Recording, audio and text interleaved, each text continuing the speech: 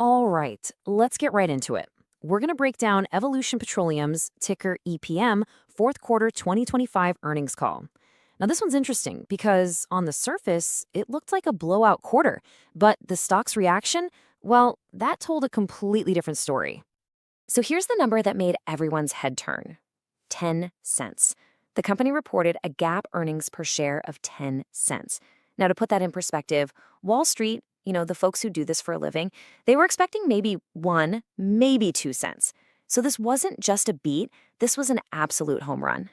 But then there's this number. Despite that incredible earnings beat, the stock didn't just fail to rally, it actually closed the day down a little over 0.5%. You see that and you gotta ask, what in the world is going on here? It's a real head scratcher. So that's the central mystery we're going to solve today. A huge earnings beat, a stock that goes nowhere. What is the real story? To find out, you've got to peel back the layers and look under the hood, past that shiny headline number.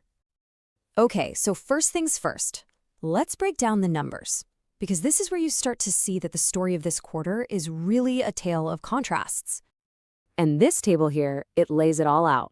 Yeah, that GAAP EPS number looks amazing, a big beat. But then you look at revenue, and it's basically flat, even down a tiny bit from last year. Now, adjusted EBITDA, which is a good way to look at their core profitability, that was up a solid 7%. But production, the actual amount of oil and gas they're pulling out of the ground, totally flat. So what this tells you is that the business is steady, but it's not exactly setting the world on fire with growth.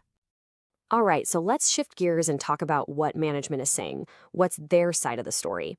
Because you'll see they aren't trying to be a high-flying growth company.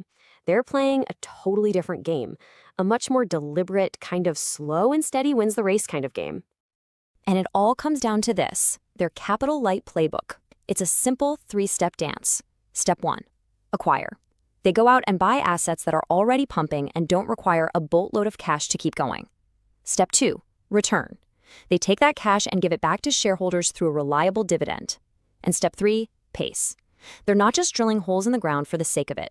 They watch commodity prices and only spend money on development when it makes sense. Super disciplined. And hey, this isn't just talk. You can see this playbook in action with 2 deals they just did. They bought some non-operated assets called Tex-Mex, which basically means they get production without the headache of running the show day to day. But the really juicy one is this minerals and royalties deal in the SCOOP/STACK area of Oklahoma. Think of this like being a landlord for an oil field. They get a cut of everything that comes out of the ground, but they don't have to pay to drill the wells or run the pumps. It's super high margin cash flow. And look, you don't have to just trust me on this. The CEO, Kelly Lloyd, put it perfectly. Quote, "These acquisitions are a great example of the kind of low-decline, high-return exposure that we seek, scalable, capital-light, and immediately cash-generative."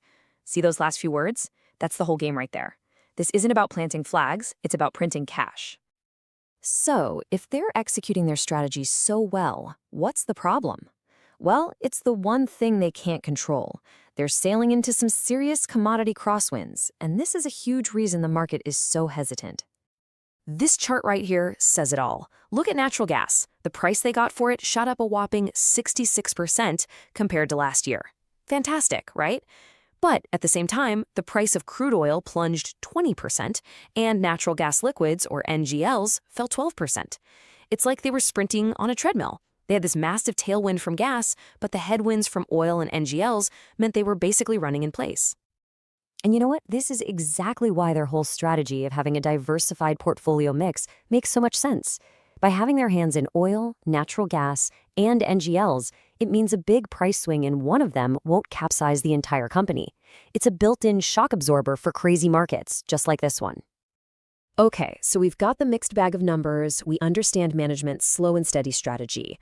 Now for the big question, what does this all mean for the next call? Where does the stock go from here? Let's get into our take. So it really all boils down to this, doesn't it? As an investor, you have to ask yourself, where's the value? Yeah, the company is doing what it said it would do, but in this kind of market, what's the big, compelling reason to hit the buy button right now? And this is basically the tug-of-war happening in the market, and it explains perfectly why the stock is stuck. On one side, you have the bulls. They're looking at the solid execution, the smart cash-flowing acquisitions, and of course that monster 8.8% dividend yield. Hard to ignore. But on the other side, you have the bears. They're worried about the weak prices for oil and NGLs.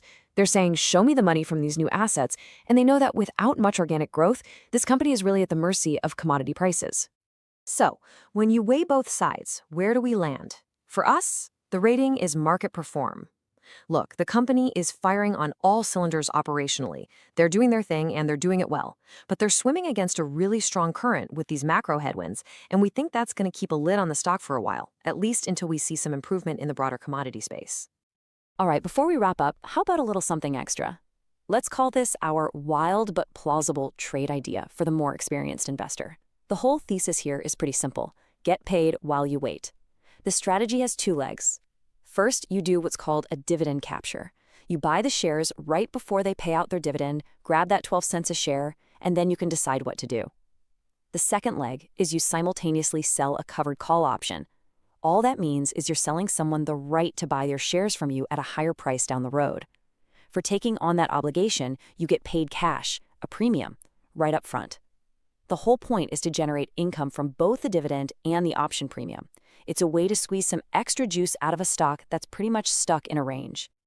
And of course, we have to say it, and it's incredibly important, all of this, especially that trade idea, is purely for informational purposes. This is not financial advice. Please do your own homework.